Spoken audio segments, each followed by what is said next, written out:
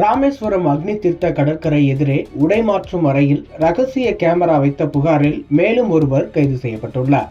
ராமேஸ்வரம் அக்னி தீர்த்த கடற்கரை எதிரே தனியார் உடை மாற்றும் அறையில் ரகசிய கேமரா வைத்தது தொடர்பாக பெண் அளித்த புகாரில் நேற்று ஒருவர் கைது செய்யப்பட்டிருந்த நிலையில் தற்போது மேலும் ஒருவர் கைது செய்யப்பட்டுள்ளார்.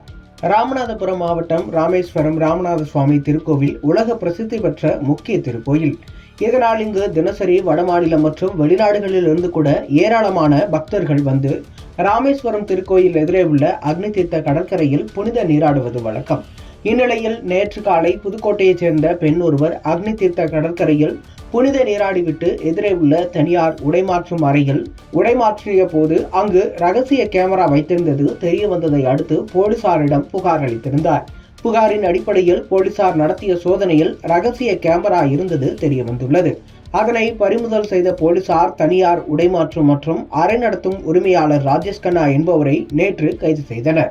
இந்நிலையில் உடைமாற்றும் அறை அருகே செயல்பட்டு வந்த டீ கடையில் பணியாற்றும் மற்றும் டீ மாஸ்டருக்கும் தொடர்பு இருப்பதாக ராஜேஷ் கண்ணா கொடுத்த வாக்குமூலத்தின் அடிப்படையில் ராமேஸ்வரம் ரயில்வே ஃபீடர் ரோடு பகுதியைச் சேர்ந்த டீ மாஸ்டர் மீரா மைதீன் நேற்று நள்ளிரவு போலீசாரால் கைது செய்யப்பட்டு விசாரணை நடத்தப்பட்டு வருகிறது.